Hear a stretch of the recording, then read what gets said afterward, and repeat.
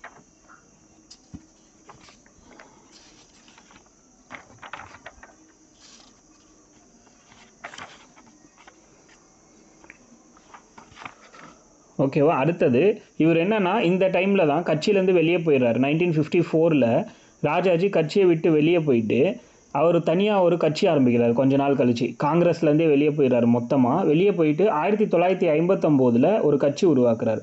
அதுக்கு பேர் என்னன்னா சுதந்திரா கட்சி அப்படின்னு சொல்கிறாங்க.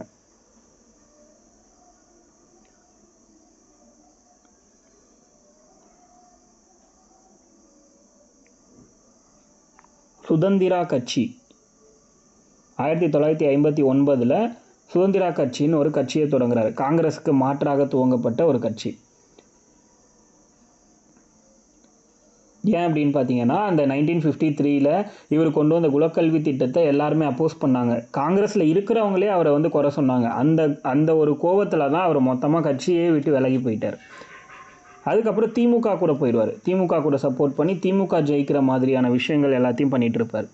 அப்போது இங்கே நோட் பண்ண வேண்டிய விஷயம் 1959 காங்கிரஸ்லேருந்து வெளியே போயிட்டு அவர் வந்து சுதந்திரா கட்சின்னு ஒன்று உருவாக்கிட்டார். 1959 உருவாக்குனார் அப்படிங்கிறது தெரியணும். அடுத்தது காமராஜருடைய ஆட்சி. இவர் 1954 வெளியே போயிட்டார் இல்லையா, ரிசைன் பண்ணிட்டு வெளியே போயிட்டார். அதனால 1954 யாரை சிஎம்மாக போடலான்னு யோசிக்கும் போது காமராஜரை கேண்டிடேட்டாக நிறுத்தியிருக்காங்க. 1954 ஓகேவா. 1954 1963 வரைக்கும் கிட்டத்தட்ட 9 ஆண்டுகள் சிஎம்மாக இருந்திருக்காரு காமராஜர். 1954 முதல் 1963 வரைக்கும் 9 ஆண்டுகள் சிஎம்மாக இருந்திருக்காரு. இதுக்கு இடையில் 3 தேர்தல் நடந்திருக்கு. புரியுதா. நடுவில் நடந்த 3 எலெக்ஷன்லையுமே தொடர்ந்து வின் பண்ணி தொடர்ந்து 9 ஆண்டுகள் ஆட்சியில் இருந்திருக்காரு.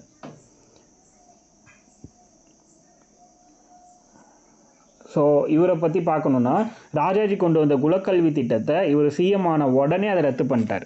புரியுதா. 1953 கொண்டு வந்த குலக்கல்வி திட்டத்தை 1954 ஸ்டார்ட் பண்ணிட்டார். அவர் சிஎம் ஆன அடுத்த உடனே அதை வந்து நிறுத்திடுறாரு. இவரை பற்றி இவர் அதில் அந்த போராட்டத்தில் கலந்துக்கிட்டார், இதில் கலந்துக்கிட்டார், இவர் இப்போ பிறந்தார் அப்போ பிறந்தார், அதெல்லாம் இப்போ வேண்டாம் நமக்கு. இது எல்லாமே நம்ம வந்து அவங்கள பற்றி தலைவர்கள்னு ஒரு கான்செப்டே நம்ம தனியாக பார்ப்போம். அதில் நம்ம வந்து டீப்பாக இவரை பற்றி பார்க்கலாம். நமக்கு வந்து இப்போ இவர் அரசியல் வாழ்க்கையில் என்னெல்லாம் பண்ணார் அதுதான் நமக்கு இங்கே கான்செப்ட். முதலமைச்சராக இருக்கும்போது இவர் பண்ண விஷயங்கள் என்னென்ன.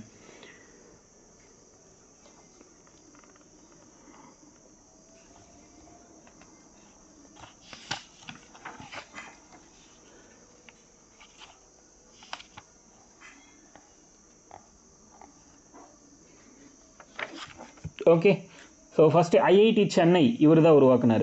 1959 ஐஐடி சென்னைன்னு சொல்கிறோம்ல, அதை உருவாக்குனது காமராஜர்.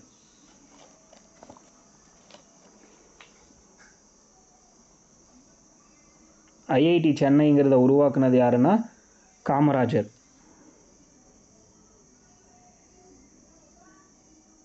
எப்போன்னா 1959 வருஷம். அடுத்து ஒவ்வொரு 3 கிலோமீட்டர்லையும் ஒரு புதிய பள்ளி தொடங்கணும்னு ஒரு சட்டம் கொண்டு வராரு. ஒவ்வொரு 3 கிலோமீட்டர்லையும் ஒரு நியூவான ஒரு ஸ்கூலை கொண்டு வரணுங்கிறது இவரோட சட்டம். ஒவ்வொரு 3 கிலோமீட்டர்லையும்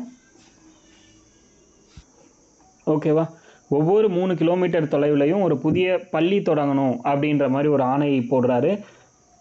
அதுவும் அரசாணையாக வெளிவருது. அதுக்கப்புறம் இதுக்கு முன்னாடி இவர் ஆட்சிக்கு வர்றதுக்கு முன்னாடி வரைக்கும் பார்த்தீங்கன்னா 180 நாட்கள் தான் பள்ளி வேலை நாட்கள் இருந்துச்சு. புரியுதா. பள்ளி வேலை நாட்களை 180லேருந்து 200 உயர்த்தினார். பள்ளி வேலை நாட்கள் 180லேருந்து 180லேருந்து 200 இன்க்ரீஸ் பண்ணது யாருன்னு கேட்பாங்க. அது காமராஜர் காலகட்டம்.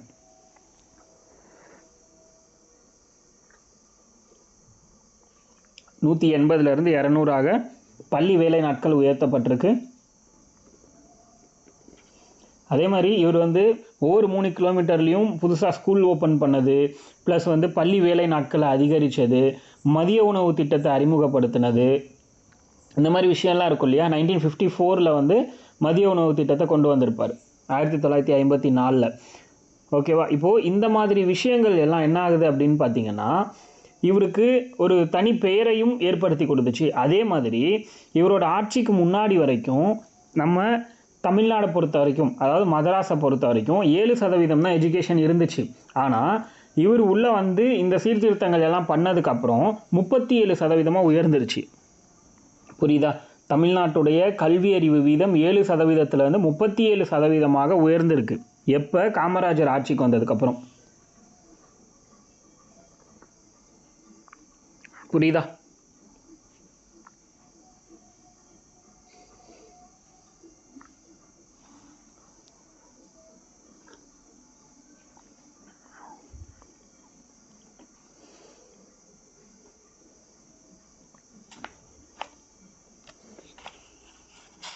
எழுதிட்டீங்களா? அதுக்கடுத்து இவர் தமிழ்நாட்டில் இருக்கக்கூடிய மேஜரான டேம்ஸ் இவர் தான் கட்டியிருப்பார். அது என்னென்ன டேமு எத்தனை அந்த அளவுக்குலாம் நம்ம போக தேவையில்லை. 1956 1956 தமிழ்நாட்டுடைய அஃபிஷியல் லாங்குவேஜ் தமிழ் அப்படிங்கிறத அனௌன்ஸ் பண்ணது இவர் தான். அதாவது தமிழ்நாட்டின் அலுவலக மொழியாக தமிழ் இனிமேல் இருக்கும் அப்படின்னு அறிவித்தது முதல்ல காமராஜர் தான் 1956. தமிழ்நாட்டின் அலுவலக மொழியாக தமிழை அறிவித்தவர். ஏன்னா அதுக்கு முன்னாடி வரைக்கும் இங்கிலீஷில் தான் வந்து இருந்திருக்கும் எல்லா டாக்குமெண்ட்ஸுமே. பட் அதுக்கப்புறத்தில் இருந்து தான் 1956 இருந்து தான் தமிழ் அப்படிங்கிறது எல்லா டாக்குமெண்ட்லேயும் உருவாக்கப்பட்டுச்சு. அதே மாதிரி 1959 கூலி கட்டண சட்டம் அப்படின்னு ஒன்று போட்டிருக்காங்க. 1959 கூலி கட்டண சட்டம்.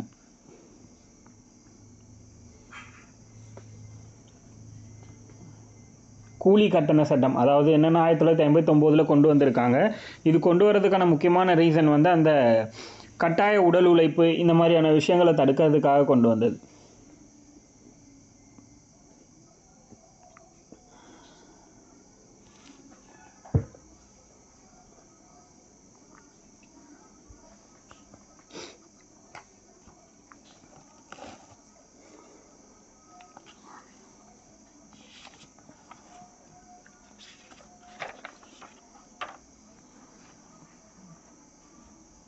அடுத்தது பார்த்திங்கன்னா மதிய உணவு திட்டம்.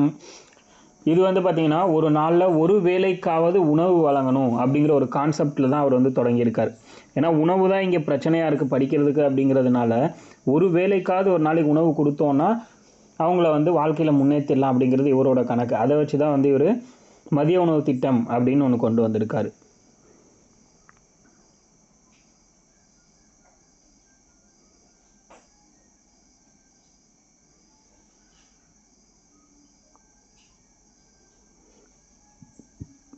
எக்ஸாக்டாக நம்ம வந்து இதை வந்து 1954 அப்படிங்கிறத சொல்கிறோம். ஆனால் இவங்க வந்து அதை நடைமுறைக்கு கொண்டு வந்தது 1962 தான் சொல்கிறாங்க. மதிய உணவு திட்டம் அப்படிங்கிறது நடைமுறைக்கு கொண்டு வந்தது 1962. நம்ம வந்து 1921 ஃபஸ்ட்டு தியாகராயர் கொண்டு வந்திருப்பார். காலை உணவு திட்டமாக அறிமுகப்படுத்தி அதை மதிய உணவு திட்டமாக மாற்றிருப்பார். அதுக்கப்புறம் 1954 to 54 வந்து 54 to 56 வந்து இதை அனௌன்ஸ் பண்ணுவார் காமராஜர். அதை வந்து நடைமுறைக்கு கொண்டு வந்தது 1962. அதுக்கப்புறம் அது இன்னும் நிறைய எவல்யூஷன் இருக்கும். அதை வந்து எம்ஜிஆர் என்ன பண்ணார், ஜெயலலிதா அம்மா என்ன பண்ணாங்க, அந்த மாதிரி ஒவ்வொன்றுமே நிறைய டெவலப்மெண்ட் இருக்கும் இதில். ஓகேவா? அதே மாதிரி மாணவர்களோட மனசில் ஜாதி ஏற்றத்தாழ்வு இருக்கக்கூடாதுங்கிறதுக்காக யூனிஃபார்ம்னு ஒரு சிஸ்டத்தை கொண்டு வந்தது இவர் தான். ஸ்கூலுக்கு யூனிஃபார்ம் அப்படின்னு ஒரு சிஸ்டம், சீருடை வழங்கணும் அப்படிங்கிற ஒரு முறையை வந்து அறிமுகப்படுத்தினது காமராஜர் தான். புரியுதா? சீருடைங்கிற ஒரு கான்செப்ட் அறிமுகப்படுத்தினது இவர் தான்.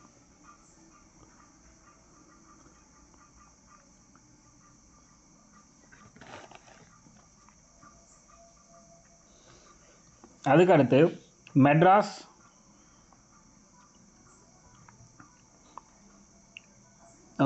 மெட்ராஸ் குத்தகைதாரர்கள் சட்டம் அப்படின்னு ஒன்று கொண்டு வர்றாரு. மெட்ராஸ்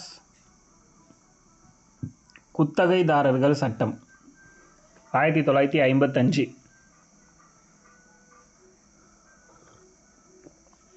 மெட்ராஸ் குத்தகைதாரர்கள் சட்டம் அப்படிங்கிறது 1955.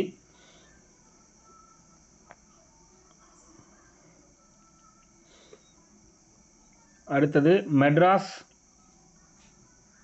குத்தகைதாரர்கள் சட்டம் 1955. மெட்ராஸ் தாவரங்கள் சாகுபடி பாதுகாப்பு சட்டம்னு ஒன்று. மெட்ராஸ் தாவரங்கள் சாகுபடி பாதுகாப்பு சட்டம்.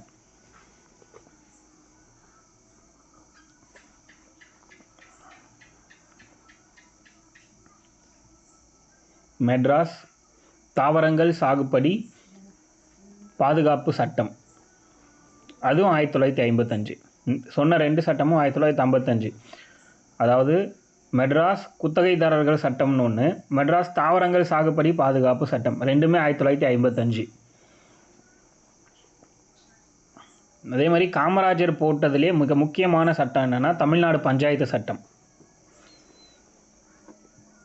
தமிழ்நாடு பஞ்சாயத்து சட்டம் 1958. தமிழ்நாடு பஞ்சாயத்து சட்டம் 1958.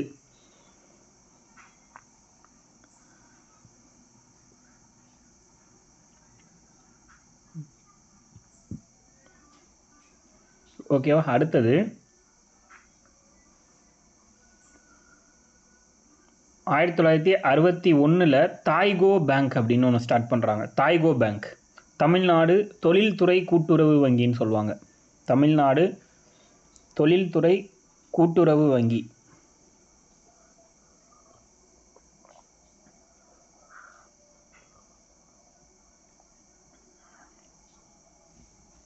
தமிழ்நாடு தொழில்துறை கூட்டுறவு வங்கி, அதாவது தாய்கோ பேங்க்.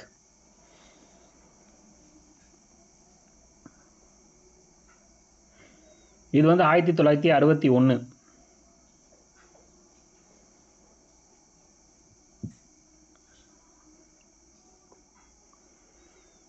1961 தமிழ்நாடு தொழில்துறை கூட்டுறவு வங்கின்னு ஒன்று தொடங்குறாங்க. அது வந்து தாய்கோ பேங்க், தாய்கோ வங்கின்னு சொல்கிறாங்க. அடுத்தது நில உச்சவரம்பு சட்டம். நில உச்சவரம்பு சட்டம் 1962. நில உச்சவரம்பு சட்டம் 1962. 1962 நில உச்சவரம்பு சட்டம் அப்படின்னு ஒன்று கொண்டு வராங்க.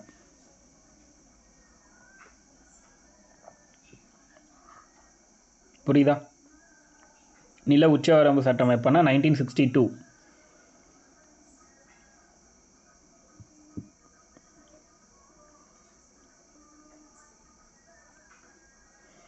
அடுத்தது பார்த்தீங்கன்னா சில இண்டஸ்ட்ரீஸ் ஸ்டார்ட் பண்ணியிருக்காரு. இது வரைக்கும் கிளியராக எல்லாருக்கும் என்னென்ன சட்டங்கள் எப்போ வந்துச்சு அப்படிங்கிற மாதிரி எழுதிட்டிங்களா? இதில் ஏதாவது டவுட் இருக்கா?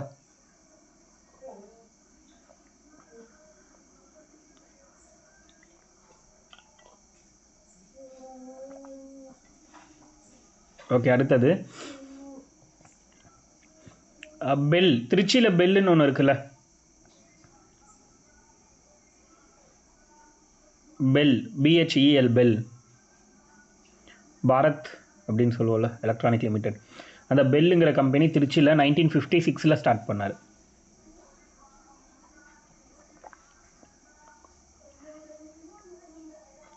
பெல் திருச்சி. இதை யார் ஸ்டார்ட் பண்ணுறாங்கன்னா 1956 காமராஜர். நெய்வேலி லிக்னைட் கார்பரேஷன், NLCன்னு சொல்கிறோம்ல, அதுவும் 1956 காமராஜர்.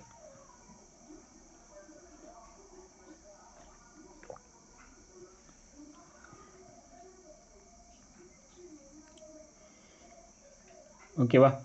அடுத்தது கனரக வாகன தொழிற்சாலை ஆவடி.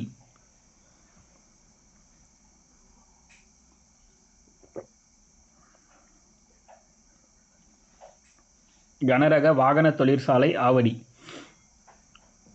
அது 1961.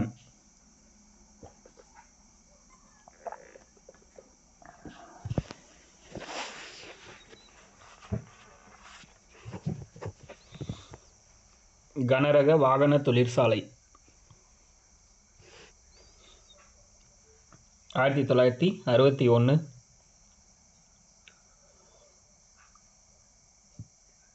இன்னுமே நிறைய தொழிற்சாலைகள் இருக்குது. மேஜராக இது தெரிஞ்சால் போதும் நமக்கு.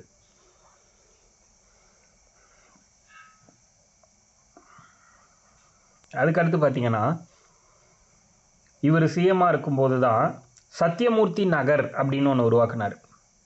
இது வந்து ஹிஸ்ட்ரியில் தான் நம்ம பார்க்குற மாதிரி வரும், பட் இங்கேயும் கூட நோட் பண்ணிக்கோங்க. சத்தியமூர்த்தி நகர்னு ஒன்று இவர் தான் கொண்டு வரார். ஏன்னா சத்தியமூர்த்திங்கிறவர் இவரோட அரசியல் குரு, காமராஜரோட அரசியல் குரு தான் சத்தியமூர்த்தி அப்படின்னு நம்ம பார்த்துருப்போம். இப்போது சென்னையில் ஆவடிங்கிற இடத்துல புரியுதா ஒரு காங்கிரஸ் மாநாடு நடக்குது. சென்னையில் ஆவடிங்கிற இடத்துல 1955 1955 வருஷத்தில் சென்னையில் ஆவடிங்கிற பிளேஸில் இந்திய தேசிய காங்கிரஸோட 60வது மாநாடு நடக்குது. இந்திய தேசிய காங்கிரஸோட 60வது மாநாடு.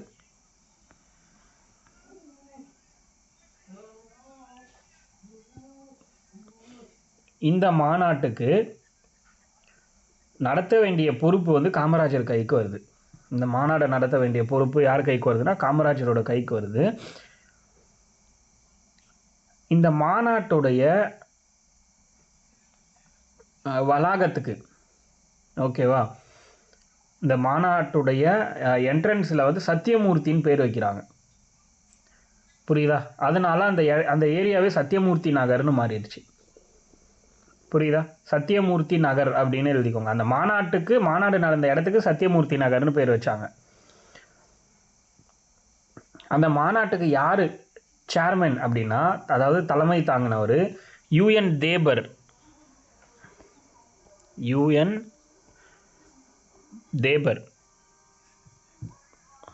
இவர் தான் அந்த மாநாட்டுக்கு தலைமை ஏற்றவர். யூஎன் தேபருங்கிறவர் தான் அந்த மாநாட்டுக்கு தலைமை ஏற்றுக்கிறார்.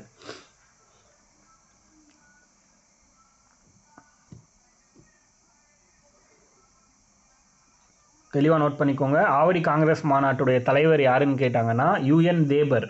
காமராஜர் கிடையாது. காமராஜர் மாநாட்டு நடத்துறதுக்கான பொறுப்பை ஏற்றுக்கிட்டவர் காமராஜர். ஆனால் அந்த மாநாட்டோட தலைவர் யாருன்னா யூஎன் தேபர்.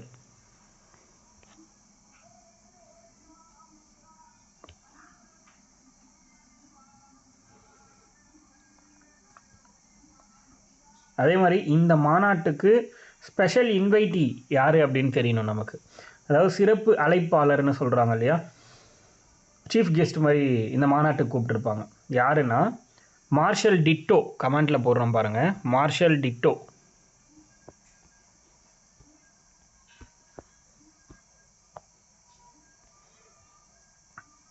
மார்ஷல் டிட்டோங்கிறவர் தான் இந்த மாநாட்டுக்கு ஆவடி காங்கிரஸ் செஷனுக்கு ஒரு ஸ்பெஷல் இன்வைட்டியாக வந்து கூப்பிட்டுருக்காங்க. இவர் வந்து யுகாஸ்லாவியாவோட அதிபர். யுகாஸ்லாவியாங்கிற ஒரு நாட்டுடைய அதிபர் தான் இந்த மார்ஷல் டிட்டோ.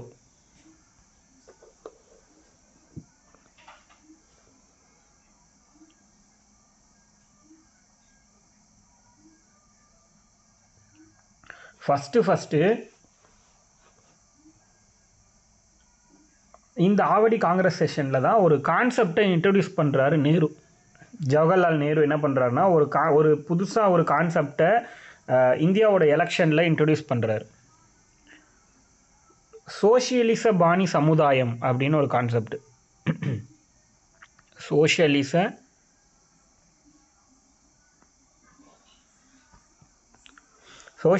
பாணி சமுதாயம், இந்த வார்த்தை ரொம்ப முக்கியம். இது முதல்ல உருவாக்குனது யார் அப்படின்னா ஜவஹர்லால் நேரு. எங்கே உருவாக்கியிருப்பார்னா ஆவடி காங்கிரஸ் செஷனில். அதாவது சோஷியலிஸ்ட் பிளான் ஆஃப் சொசைட்டி அப்படின்னு சொல்லுவாங்க இதை. சோஷியலிச பாணி சமுதாயம்.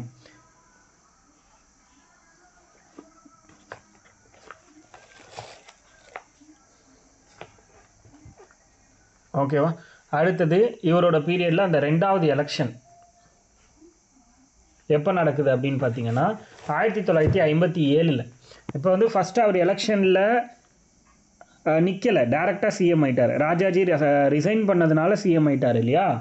ஆனாலும் வித்தின் 6 மந்தில் வந்து அவர் ஏதாவது ஒரு தொகுதியில் நின்று ஜெயிச்சா மட்டும்தான் அவரால் சிஎம்மாக கண்டினியூ பண்ண முடியும் அப்படின்னு ஒரு கான்செப்ட் இருக்குது இந்தியன் கான்ஸ்டியூஷனில். ஓகேவா?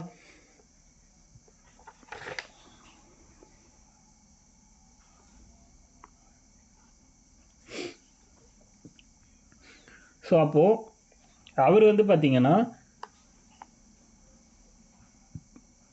குடியாத்தம்ங்கிற இடத்துல தான் இடைத்தேர்தலில் போட்டிடுறாரு. சிஎம் ஆயிட்டார் இல்லையா, வித்தின் 6 மந்த்தில் ஏதாவது ஒரு தொகுதியில் நின்று வின் பண்ணி ஆகணும், வேறு வழி கிடையாது.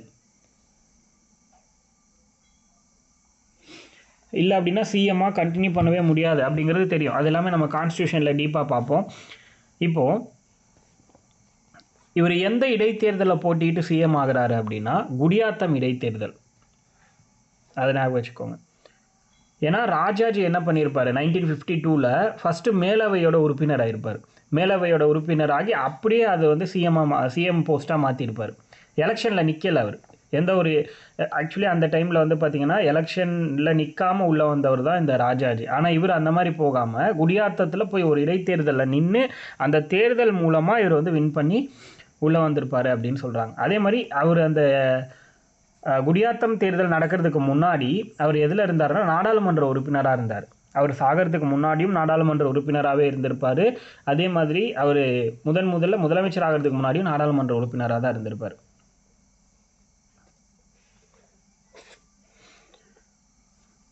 அடுத்து 1957 ஒரு தேர்தல் நடக்குது. இவர் ஒரு முழுக்க ஒரு மாநில தேர்தலாக இவர் சந்தித்த முதல் தேர்தல் இதுதான். 1957 நடக்குது. இந்த தேர்தலில் இவர் வின் பண்ணிடுறாரு திரும்ப 2வது தடவை. புரியுதா? அதுக்கடுத்து இந்த தேர்தலில் வின் பண்ணதுக்கு அப்புறம் தான் இவர் ஈவே ராமசாமி பெரியார் இருக்கார் இல்லையா, அவர் பச்சை தமிழருங்கிற ஒரு பெயர் பட்டத்தை காமராஜருக்கு கொடுத்துருப்பார். இந்த தேர்தலோட வெற்றிக்கு பிறகு திராவிடர் கழக தலைவராக இருந்த பெரியார் ஈவே ராமசாமி அப்படிங்கிறவர் பச்சை தமிழர் அப்படிங்கிற ஒரு பட்டத்தை காமராஜருக்கு கொடுத்துருக்காரு.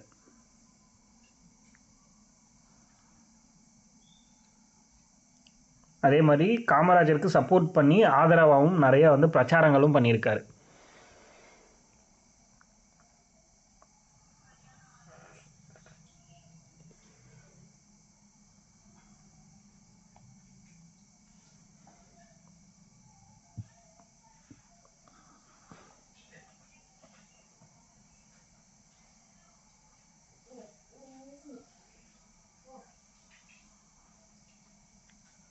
ஆயிரத்தி 1957 ஏப்ரல் மாதம் 13ஆம் தேதி சிஎம் ஆகிட்டார் திரும்ப.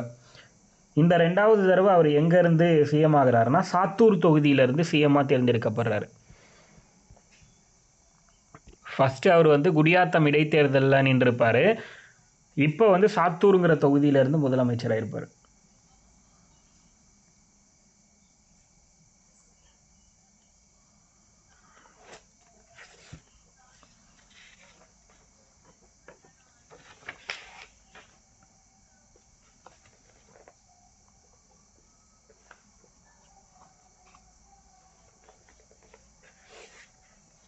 ஓகேவா? சாத்தூர் தொகுதியிலேருந்து 2வது தடவை தேர்ந்தெடுக்கப்படுறாரு அப்படிங்கிறது தெரிஞ்சிருக்கும்.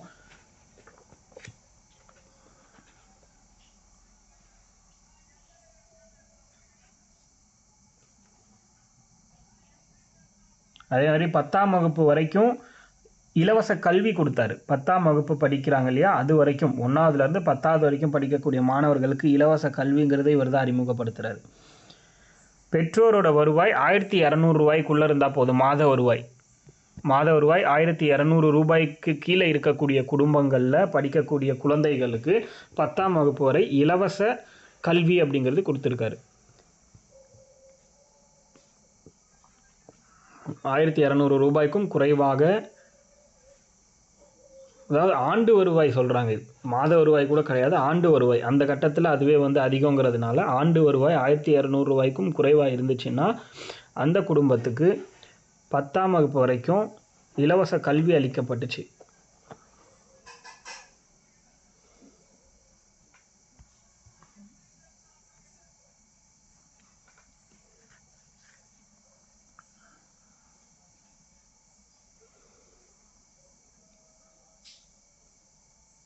அதே மாதிரி காமராஜர் ஆட்சியில் மும்மொழி கொள்கை தான் பின்பற்றப்பட்டுச்சு. ஏன்னா ராஜாஜி கொண்டு வந்தது இல்லையா அந்த டைமில், ஸோ அது அப்படியே கண்டினியூ ஆச்சு. இவர் அதில் வந்து பெருசாக எதுவுமே மாற்றங்கள் பண்ணலை. மும்மொழி கொள்கை பொறுத்த வரைக்கும் அப்படியே தான் இருந்துச்சு. அது அறிஞர் அண்ணா தான் அதை வந்து மாற்றிருப்பார். அண்ணாவுடைய ஆட்சிக்கு அப்புறம் தான் இந்த விஷயம் நடக்கும். ஓகேவா, ஒரு நிமிஷம். மும்மொழி கொள்கைங்கிற கான்செப்ட் தான் காமராஜரோட பீரியடில் பின்பற்றப்பட்டுச்சு. அதாவது 2 லாங்குவேஜ் பாலிசி அப்படிங்கிறது அறிஞர் அண்ணாவோட பீரியடில் தான் வந்து கொண்டு வராங்க. அதுக்கு முன்னாடி வரைக்குமே நம்ம வந்து இவருக்கு அப்புறம் பக்தவத்சலம்னு ஒருத்தர் வந்திருப்பார், அவர் பீரியட்லுமே கூட மும்மொழி கொள்கை தான் இருந்துச்சு.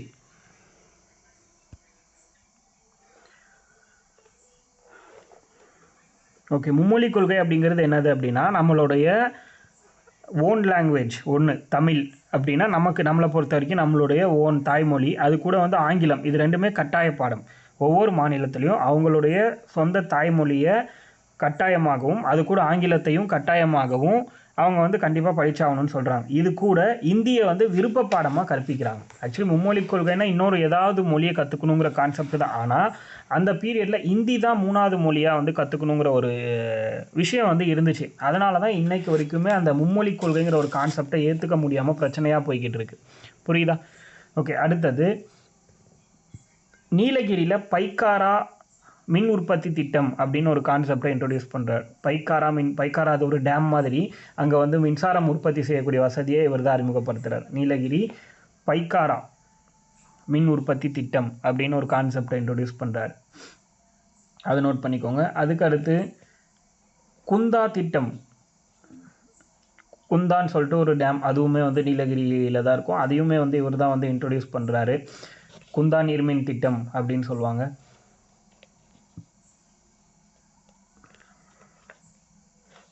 இந்த குந்தா நீர்மின் திட்டம் உருவாகிறதுக்கு காரணமாக இருந்தவர் யாருன்னா, காமராஜரோட அமைச்சரவையில் தொழில் அமைச்சராக இருந்த ஆர் வெங்கட்ராமன் அப்படிங்கிறவர் தான். குந்தா நீர்மின் திட்டத்துக்கு மிக முக்கிய காரணம் யார் அப்படின்னா, 1957 தொழில் அமைச்சராக பொறுப்பேற்ற ஆர் வெங்கட்ராமன் அப்படிங்கிறவர் தான்.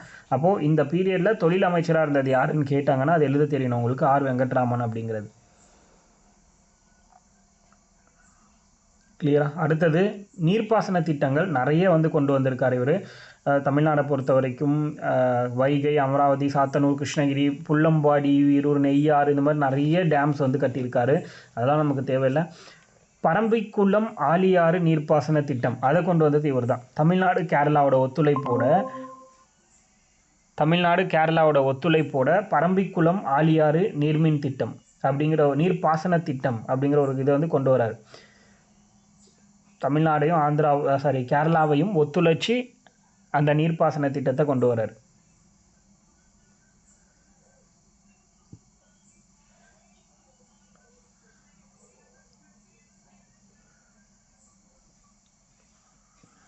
இந்த மாதிரி நிறைய டேம்ஸை கொண்டு வராரு. நம்ம எல்லா டேமையும் பார்க்கணுன்னு அவசியம் கிடையாது. அதாவது ஏதாவது ஒரு டேம் யார் உருவாக்குனதுன்னு கேட்டால் அது கண்டிப்பாக காமராஜர் அப்படிங்கிற கான்செப்ட் உங்கள் மைண்டில் இருந்துச்சுன்னா போதுமானது. அதை வச்சு ஆன்சர் பண்ணிட்டு போயிடலாம். இது தனியாக படித்து தான் ஆன்சர் பண்ணணும்னு கிடையாது.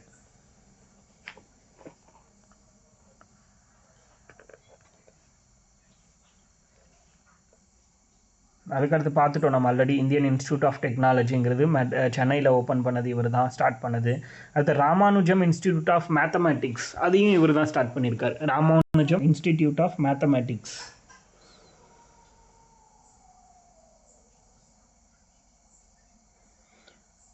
ராமானுஜம் இன்ஸ்டிடியூட் ஆஃப் மேத்தமேட்டிக்ஸ் அப்படிங்கிற ஒரு இன்ஸ்டிடியூஷனையும் இவர் தான் கொண்டு வராரு. அதுவுமே மெட்ராஸில் தான், சென்னையில்.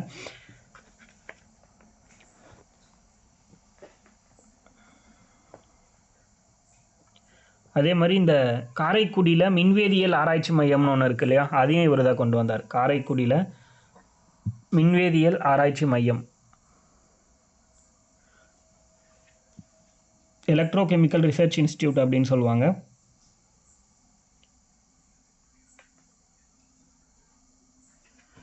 அதையும் இவர் தான் கொண்டு வந்திருக்காரு.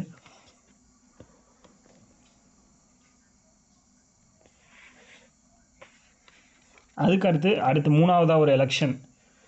ஃபஸ்ட்டு வந்து குடியாத்தம் தொகுதியா, ரெண்டாவது சாத்தூர் தொகுதி, அதுக்கடுத்து திரும்பவும் 1962 ஒரு எலெக்ஷன் நடக்குது, 1962. இந்த டைம் வந்து பார்த்திங்கன்னா திமுக வந்து பயங்கரமாக வளர்ச்சி அடைஞ்சு வந்துட்டுருக்கு. ஏன்னா காங்கிரஸில் தான் காமராஜர் இருக்கார். இந்த காங்கிரஸ் கட்சி இருக்கும்போது இந்த 1962 பீரியடில் திமுக வந்து நல்லா வளர்ந்து வந்துட்டு இருக்கக்கூடிய ஒரு கட்சியாக இருக்குது 1962. ஏன்னா அதுக்கு முன்னாடி நடந்த எலெக்ஷனில் அவங்க வந்து பங்கேற்கலை. 1957லையோ இல்லை 52லையோ அவங்க வந்து பங்கேற்கவே இல்லை, யார் திமுக. பட் இந்த டைமில் அவங்களோட வளர்ச்சிக்கு அவங்க இம்பார்ட்டன்ஸ் கொடுத்தாங்க. அதனால இவங்க வந்து எந்த ஒரு தேர்தலையுமே பங்கு கொள்ளாமல் இருந்தாங்க அப்படிங்கிறத சொல்லியிருக்காங்க. இவரோட 3வது அமைச்சரவை 1962 மார்ச் 3ஆம் தேதி அமைக்கப்பட்டுச்சு. புரியுதா? 1962 மார்ச் 3ஆம் தேதி தான் இவரோட 3வது அமைச்சரவை அப்படிங்கிறது உருவாக்கப்படுது. பட் ஆனால் அன்ஃபார்ச்சுனேட்லி அதுக்கு அடுத்த வருஷம் 1963 அவர் ரிசைன் பண்ணுறாரு. கட்சியை வந்து பலப்படுத்தணும். ஏன்னா அந்த டைமில் திமுக வளர்ச்சி அடைஞ்சு இவங்க 1962 எலெக்ஷன்லேயே கிட்டத்தட்ட தோக்கக்கூடிய நிலைக்கு போயிருப்பாங்க. ஆனாலும் வின் பண்ணியிருப்பாங்க. ஆனால் இனி வரக்கூடிய காலகட்டத்தில் அவங்களால வின் பண்ண முடியாது அப்படிங்கிறது தெரிஞ்சு போச்சு. இந்தியா ஃபுல்லாக கட்சியோட நிலை வந்து ரொம்ப மோசமாயிடுச்சு. மிக முக்கியமாக இந்தியா சீனா வார் நடுவில் 1961 நடந்துச்சு இல்லையா, அந்த வாருக்கு அப்புறமா காங்கிரஸ் மேலே இந்த நம்பிக்கை வந்து மக்களுக்கு போயிடுச்சு. அதனால தான் இவர் வந்து போயிட்டு கட்சியை பலப்படுத்தணும்னு சொல்லிட்டு தன்னோட முதலமைச்சர் பதவியை விட்டு விலகியிருப்பார். நேரு கிட்ட டிஸ்கஸ் பண்ணிவிட்டு இவர் வந்து தன்னோட கட்சி பதவியை வந்து ரிசைன் பண்ணியிருப்பார் அப்படின்ற மாதிரி சொல்லுவாங்க. ரிசைன் பண்ணிட்டு கட்சியை பலப்படுத்தணும்னு சொல்லிட்டு இங்கேருந்து நார்த் இந்தியா போயிட்டு ஆல் இந்தியா காங்கிரஸுடைய சேர்மனாக பொறுப்பேற்றுப்பார். புரியுது? அனைத்து இந்திய காங்கிரஸ் கமிட்டியோடைய தலைவராக பொறுப்பேற்றுக்கிட்டு இந்தியா ஃபுல்லாக அவர் வந்து பயணம் செஞ்சு மக்கள்கிட்ட தன்னுடைய கட்சிக்கான ஆதாரத்தை வந்து திரட்டுறதுக்காக ஃபுல்லாக ட்ராவல் பண்ண ஆரம்பிச்சிட்டார். இவர் மட்டும் இல்லாமல் இந்தியா ஃபுல்லாக நிறைய தலைவர்கள் வந்து ரிசைன் பண்ணாங்க. கட்சியை பலப்படுத்தணும், இளைஞர்களுக்கு வழிவிடணும் அப்படின்னு சொல்லிட்டு. அதுக்கு பேர் தான் பிளான் அப்படின்னு சொல்லுவாங்க. காமராஜர் பிளான், காமராஜர் திட்டம் அப்படின்னு சொல்லுவாங்க. ஓகேவா? ஸோ இந்த அளவுக்கு நமக்கு தெரிஞ்சால் போதும் இவரை பற்றின விஷயங்கள். அதே மாதிரி இவரை பற்றி நம்ம தனியாக டீட்டெயில்டாக பார்க்கும்போது இன்னும் நிறைய பார்க்கலாம். அடுத்து பக்தவத்சலம். பக்தவத்சலம் இவருக்கு அப்புறம் சிஎம் ஆனார். பக்தவத்சலம் அப்படிங்கிறவர் காமராஜருக்கு அப்புறம், காமராஜர் வந்து ரிசைன் பண்ணதுக்கப்புறம் 1963 சிஎம் ஆயிருப்பார். அக்டோபர் 2 1963 சிஎம் ஆயிருப்பார் பக்தவத்சலம் அப்படிங்கிறவர்.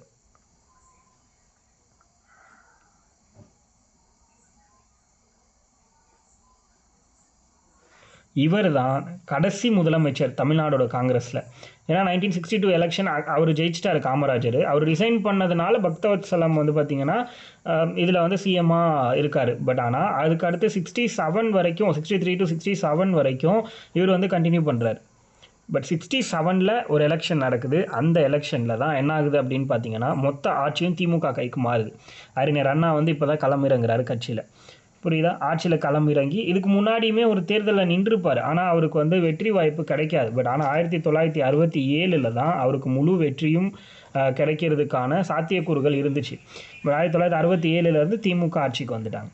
ஸோ அதுக்கு முன்னாடி கடைசியான முதலமைச்சர் காங்கிரஸ்லேருந்து யார் அப்படின்னா பக்தவத்சலம் இவர் தான். புரியுதா? 1963 அக்டோபர் 2ஆம் தேதி இவர் வந்து சிஎம் ஆயிருக்காரு அப்படின்னு சொல்கிறாங்க. தமிழ்நாட்டோட கடைசி காங்கிரஸ் முதலமைச்சர்னு சொல்கிறாங்க. இது 2 விஷயம் ரொம்ப முக்கியமானது. இவர் என்ன பண்ணார் அப்படின்னா ஒரு சில விஷயம் மட்டும் இவரோட பீரியடில் நமக்கு முக்கியம். என்னன்னா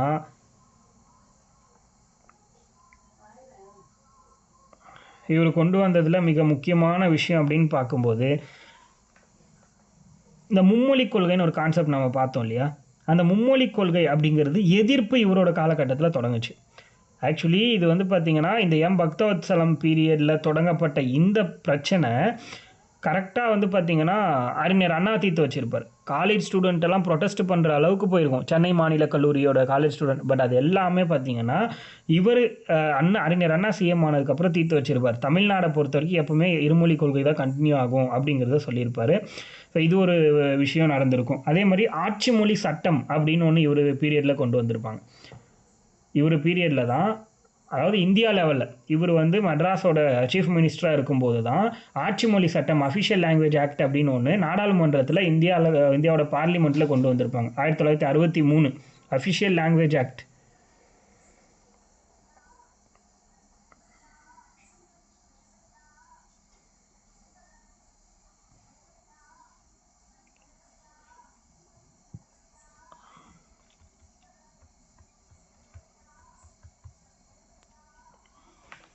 ஓகேவா? அதுக்கடுத்து மேஜரான்னு பார்த்தீங்கன்னா கன்னியாகுமரியில் விவேகானந்த மண்டபம் கட்டினது இவர் தான் 1963.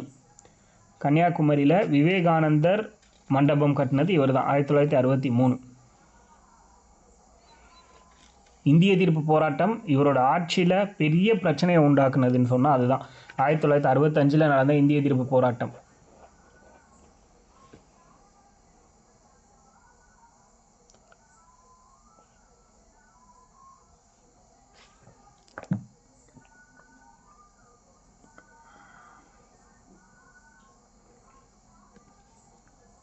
ஓகேவா. அடுத்தது தமிழ்நாடு சிறு தொழில் கழகம் அப்படின்னு ஒன்று ஸ்டார்ட் பண்ணுறார். இவரோட பீரியடில் தான் தமிழ்நாடு சிறு தொழில் கழகம்.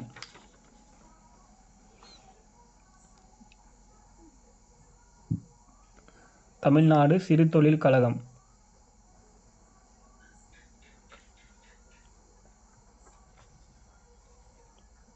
1965 ஸ்டார்ட் பண்ணியிருப்பார். தமிழ்நாடு சிறு தொழில் கழகம் அப்படின்னு ஒன்று.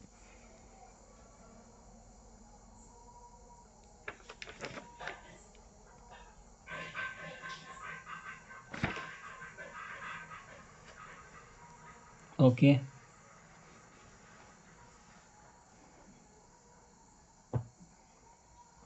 அதே மாதிரி இவர் பீரியடில் தான் இன்னொரு பெரிய பிரச்சனை ஒன்று ஸ்டார்ட் ஆகுது. என்னென்னா அந்த இந்திய எதிர்ப்பு பிரச்சனையில் தமிழ்நாடை பொறுத்த வரைக்கும் சென்னையில் 2 பேர் செத்து போயிடுறாங்க. சிவலிங்கம், ரங்கநாதன் அப்படிங்கிற 2 பேர் தீக்குளிச்சு இறந்து போயிடுறாங்க. இந்திய எதிர்ப்பு போராட்டத்தில் இந்த 2 பேர் வந்து தீக்குளிச்சு இறந்து போகிறாங்க. அதனால் நிறைய பேரை கைது பண்ணுறாங்க இவங்க. ஸோ இதுதான் இவரோட ஆட்சிக்கு மிகப்பெரிய பிரச்சனையாக வந்து நின்றுச்சு அப்படிங்கிறது சொல்கிறாங்க. ப்ளஸ் அது மட்டும் இல்லாமல் தமிழ்நாடு மீன்ஸ் அந்த மதராஸ் ஃபுல்லாக துப்பாக்கி சூடும் நடத்தியிருக்காங்க போலீஸ். அதில் கிட்டத்தட்ட 63 பேர் உயிரிழந்திருக்காங்க. முக்கியமாக மாணவர்கள் தான் அதில் அதிகமாக உயிரிழந்திருக்காங்கன்னு சொல்கிறாங்க. அதுக்கடுத்து திரும்பவும் தொடர் போராட்டம் நடக்குது. அப்போ தான் வந்து பார்த்திங்கன்னா 1965 அந்த பிப்ரவரி மாதத்துலையும் அங்கே ஆரம்பிச்சது. பிப்ரவரி மாதத்தில் ஆரம்பித்தது. அதுக்கப்புறம் இவரோட பீரியட், அறிஞர் அண்ணாவோட பீரியட் வரைக்கும் அந்த போராட்டம் தொடங்குது. அந்த அறிஞர் அண்ணா பீரியடில் அவர் வந்து இருமொழி கொள்கையே தொடரும் இனிமே அப்படின்னு அனௌன்ஸ் பண்ணி அது அரசாணையை வெளியிட்டதுக்கப்புறம் தான் இந்த போராட்டமே முடிவுக்கு வந்திருக்கும். ஸோ அதுதான் வந்து மிகப்பெரிய ஒரு டிராபேக்காக இருந்துச்சு இவங்களோட கட்சிக்கு.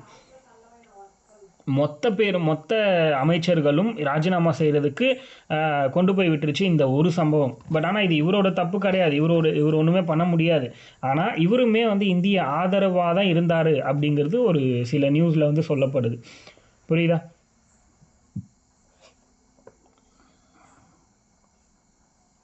அதான் நேரு என்ன சொல்லிட்டாருன்னா 1963 அந்த ஆட்சி மொழி சட்டம் போட்டாங்க இல்லையா, அந்த சட்டத்தின்படி 1965 வரைக்கும் 1965 வரைக்கும் ஆங்கிலம் தான் வந்து மாநிலத்துடைய இந்தியாவுடைய தேசிய மொழியாக இருக்கும் 1965 வரைக்கும். அதுக்கப்புறம் இந்தி வந்து தேசிய மொழியாக இருக்கும்னு சொல்லிட்டாரு. புரியுதா? பட் ஆனால் மாநிலங்கள் அதை ஏற்றுக்கிற வரைக்கும் அவங்க லாங்குவேஜில் அவங்க எல்லாத்தையும் பண்ணிக்கலாம். ஏற்றுக்கிட்டால் மட்டும்தான் இந்தியை ஏற்றுக்கணுமே தவிர, இல்லாத பட்சத்தில் அது ஸ்டேட்டோடைய அவங்களோட அவங்களே வந்து என்ன வேணால் முடிவு பண்ணிக்கலாம் அப்படிங்கிற மாதிரி சொல்லிட்டாங்க. புரியுதா? அடுத்து நம்ம வந்து அண்ணாதுரையோட ஆட்சி காலம். அண்ணாதுரை பார்த்திங்கன்னா 1967 69 வரைக்கும் ஆட்சி பண்ணியிருக்கார். ஏன்னா அதுக்கப்புறம் அவர் இறந்து போயிட்டார் 1967. இப்போ தான் வின் பண்ணுறாரு முதல்ல அண்ணாதுரை. 1949 கட்சி தொடங்கினவர் 1967 தான் வின் பண்ணுறாரு. ஏன்னா இதுக்கு இடையில் ஒரே ஒரு எலெக்ஷன் 1962 மட்டும்தான் எலெக்ஷனில் நின்றுப்பாங்க. வேறு எந்த எலெக்ஷன்லேயும் அவங்க நிற்கலை கட்சி ஆரம்பித்ததுக்கப்புறம். ஸோ இப்போ திமுகவை போட்டுக்கிட்டிங்க அப்படின்னா 1967 to 69 வரைக்கும் அண்ணாதுரை ஆட்சி பண்ணுறாரு. அவரை பற்றி பார்ப்போம். டீட்டெயில்டாக நம்ம பார்க்குறது வெறும் அரசியல் பாயிண்ட் ஆஃப் வியூ மட்டும்தான். அவங்க பிறந்த வருஷத்தை கூட நம்ம இன்னும் பார்க்கல, இறந்து போனது எதுவுமே நம்ம பார்க்கல. அரசியல் வாழ்க்கையில் என்ன பண்ணாங்க அதை தான் பார்த்துட்ருக்கோம். மற்ற எல்லாமே நம்ம லேட்டராக பார்த்துக்கலாம். ஓகேவா? இந்த தமிழ் புத்தாண்டு தினம் அப்படிங்கிறத சித்திரை 1ஆம் தேதி கொண்டாடுறாங்க இல்லையா, அதை முதல்ல இவர் தான் அறிமுகப்படுத்தினார். தமிழ் புத்தாண்டு தினம் அப்படிங்கிறது சித்திரை 1ஆம் தேதியை கொண்டு வந்தது யார் அப்படின்னா அறிஞர் அண்ணா. 1967 அனௌன்ஸ் பண்ணியிருப்பார் முதல்ல 1967 தமிழ், அதாவது சித்திரை முதல் நாள் தமிழ் புத்தாண்டு தினமாக அறிமுகப்படுத்துகிறார். அடுத்தது பார்த்திங்கன்னா அதே 1967 ₹1 1 கிலோ அரிசிங்கிற ஒரு திட்டத்தை கொண்டு வராரு. 1967 மே மாதம் படி அரிசி திட்டம் அப்படின்னு சொல்லுவாங்க. அதை படி அரிசி திட்டம்ங்கிற ஒரு கான்செப்டை இன்ட்ரடியூஸ் பண்ணது அறிஞர் அண்ணா.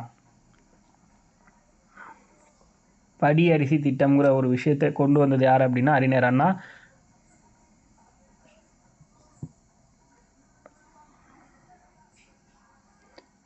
வீராணம் குடிநீர் திட்டம் அப்படிங்கிறது அறிஞர் அண்ணாவோடது. வீராணம் குடிநீர் திட்டம் அதாவது படி அரிசி திட்டம், அதாவது என்னென்னா ₹1 1 கிலோ அரிசி திட்டம் அப்படின்னு சொல்லுவாங்க.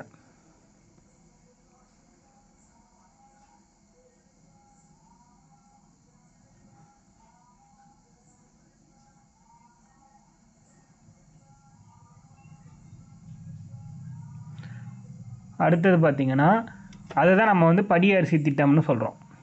வீராணம் குடிநீர் திட்டம், சென்னைக்கு வீராணம் குடிநீர் திட்டத்தின் மூலம் குடிநீர் வழங்கப்பட்டுச்சுன்னு சொல்கிறாங்க. கடலூர்லேருந்து ஒரு பைப்லைன் மூலமாக வீராணம் அப்படிங்கிற ஒரு ஏரி இருக்கும், அந்த இதிலேருந்து சென்னைக்கு குடிநீர் கிடைக்கிறதுக்கு ஏற்பாடு பண்ணியிருக்காங்க அறிஞர் அண்ணாவோட பீரியடில்.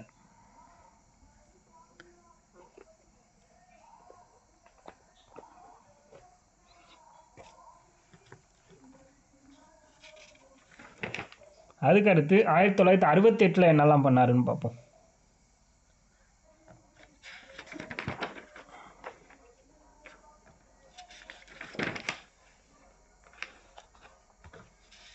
1968 இவர் பண்ண விஷயங்கள், இந்து திருமண சட்டம்னு ஒன்று கொண்டு வராரு. இந்து திருமண சட்டம் 1967. இந்து திருமண சட்டம் 1967. ஏன் அப்படின்னா இது கொண்டு வந்தாருன்னா பெரியாரோட சுயமரியாதை திருமணத்தை அங்கீகரிக்கிறதுக்காக கொண்டு வரப்பட்ட ஒரு சட்டம். புரியுதா?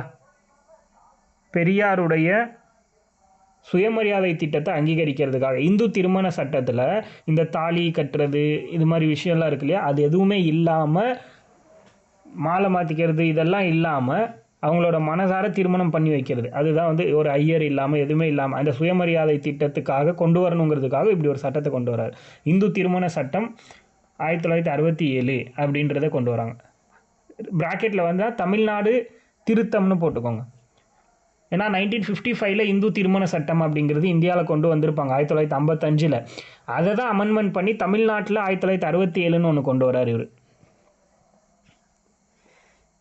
அதே மாதிரி 68 இவருக்கு ஒரு பெரிய பிரச்சனை, அண்ணாவோட ஆட்சிக்கு களங்கம் ஏற்படுத்தின ஒரு பிரச்சனை இருக்குது அப்படின்னா அது கீழ்வெண்மணி பிரச்சனை.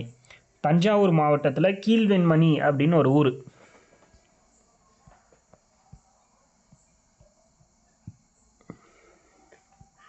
தஞ்சாவூர் மாவட்டமில் கீழ்வெண்மணின்னு ஒன்று, கீழ்வெண்மணி மசாக்கர் அப்படின்னு சொல்லுவாங்க, படுகொலை, கீழ்வெண்மணி படுகொலை அல்லது கீழ்வெண்மணி கொடுமைன்னு சொல்லுவாங்க. 1968 டிசம்பர் 25 நடந்துச்சு.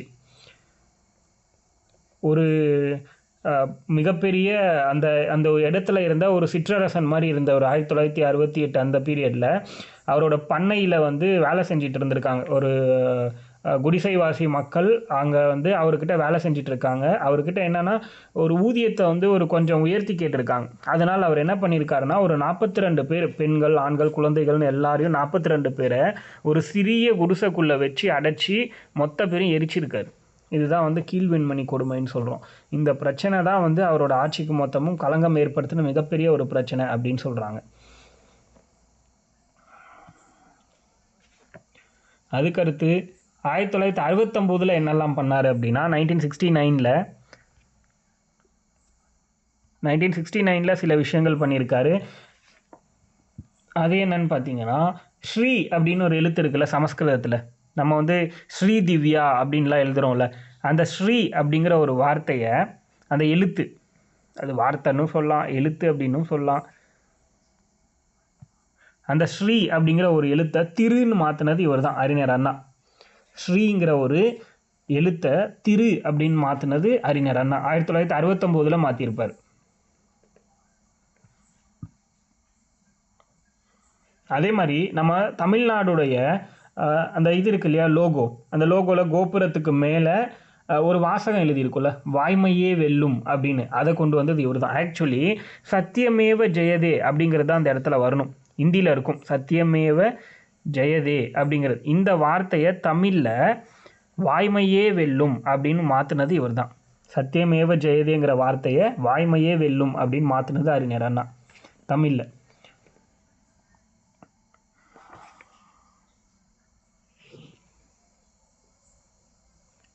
அதே மாதிரி இந்த டிரைவர் சீட்டுக்கு பின்னாடி எல்லா பஸ்லையும் திருக்குறள் பொறிச்சு வச்சுருப்பாங்கள்ல, அதுக்கு காரணம் இவர் தான். அதுக்கு காரணமும் அறிஞர் அண்ணா தான்.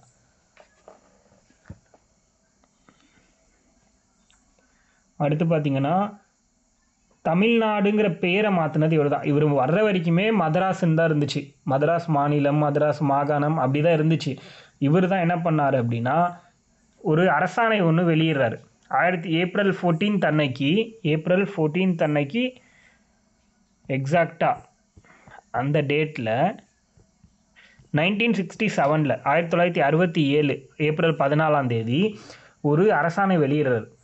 என்ன அப்படின்னா, ஒரு அரசாணைன்றதை விட ஒரு மசோதாவாக வெளியிடுறாரு. தமிழ்நாடு இனிமேல் அதாவது சென்னை மாநிலம் இனிமேல் தமிழ்நாடுன்னு பெயர் மாற்றம் செய்து வழங்கப்படக்கூடிய ஒரு மசோதா அறிமுகப்படுத்துகிறாரு. அதை தமிழ்நாடு சட்டமன்றத்தில் நிறைவேற்றி பார்லிமெண்ட்டுக்கு அனுப்புகிறாங்க. அவங்களும் அதை அக்செப்ட் பண்ணி ஓகே சொல்லிட்டாங்க. அதனால் ஜனவரி மாதம்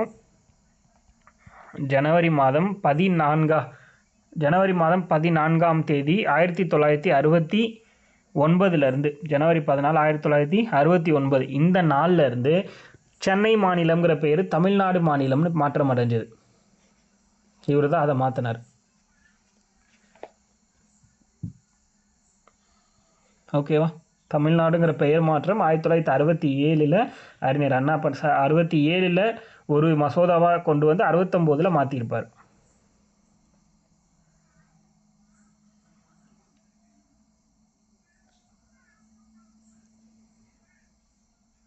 அடுத்தது 1970 சிறுதொழில் மேம்பாட்டு கழகம் உருவாக்கியிருப்பார். சிறுதொழில் மேம்பாட்டு கழகம்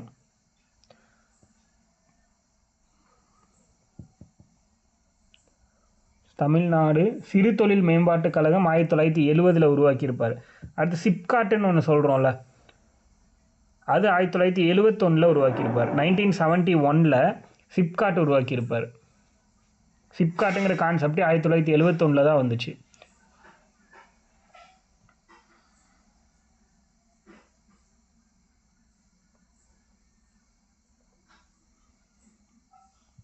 அதே மாதிரி கல்லூரிகளில் தமிழ் வழியில் கல்லூரி படிக்கலாம் அப்படிங்கிற கான்செப்ட் 1968 தான் அறிமுகப்படுத்துகிறார். தமிழ் வழியிலையும் கல்லூரி படிச்சுக்கலாம், காலேஜ் வந்து, ஏன்னா இப்போ வரைக்குமே நமக்கு தெரிஞ்சது இங்கிலீஷ் தான். தமிழில் டிகிரி இருக்காங்கிறதே நமக்கு இப்போ வரைக்குமே தெரியாது. பட் அப்படி ஒரு விஷயத்த 1968 அறிஞர் அண்ணா இன்ட்ரடியூஸ் பண்ணியிருக்காரு. தமிழ் வழி கல்வி கல்லூரிகள்ங்கிறது தான் மிக முக்கியமான கான்செப்ட்.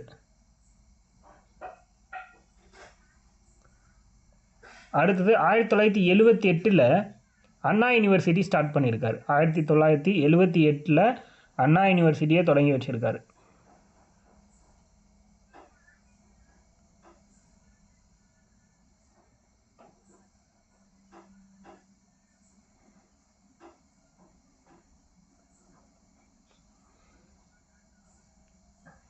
அடுத்து 1987 அண்ணா அறிவாலயம் அப்படின்னு இருக்குல்ல, ப்ரெசண்ட்டாக அண்ணா அறிவாலயம்னு இருக்குல்ல, அந்த திராவிடர் கழகத்துடைய ஆஃபீஸ், திமுக ஆஃபீஸாக இருக்கிறது தான் அண்ணா அறிவாலயமாக இருந்தது. அது 1987 அவர் தான் தொடங்கி வச்சுருக்காரு. அவர் தான் தொடங்கி வச்சார் மீன்ஸ் அவர் பேரில் தொடங்கி வச்சாங்க, அவரை பாராட்டுறதுக்காக. இது ரெண்டுமே அவரை பாராட்டுறதுக்காக தொடங்கினது. இந்த அண்ணா யூனிவர்சிட்டியும் அவர் பேரில் கொண்டு வந்தது 1978 1987 அண்ணா அறிவாலயம். நான் அவர் தான் ஸ்டார்ட் பண்ணாருன்னு சொல்கிறேன், ஏன்னா அவர் 1969 இறந்து போயிட்டார். அதனால் இதை ஸ்டார்ட் பண்ணது அப்படின்னு பார்த்தீங்கன்னா 1978 அண்ணா யூனிவர்சிட்டியும் 1987 அண்ணா அறிவாலயமும் தொடங்கி வச்சுருப்பாங்க.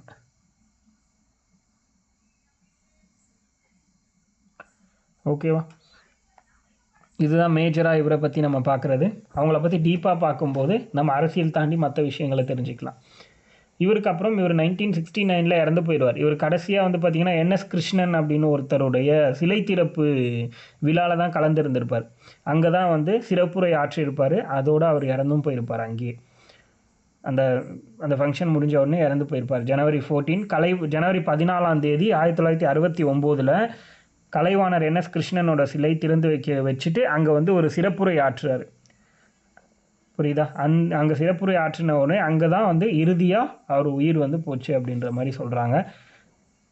ஆக்சுவலி இவரோட இறப்பு தான் வந்து கின்னஸ் சாதனை புத்தகத்தில் இடம்பெற்ற ஒரு மிகப்பெரிய இறப்பு அப்படின்னும் சொல்லப்படுது. காரணம் என்ன அப்படின்னா அந்த கிட்டத்தட்ட அப்போவே வந்து பார்த்திங்கன்னா 10 மில்லியன் மக்களும் என்னமோ கலந்துக்கிட்டாங்க அப்படிங்கிற மாதிரி சொல்லுவாங்க இவரோட இறப்பில். ஸோ அதுதான் வந்து இன்னைக்கு வரைக்குமே மிகப்பெரிய சாதனை, ஒருத்தர் இறந்ததுக்கு இவ்வளோ பேர் வர்றது அப்படிங்கிறது. ஓகேவா?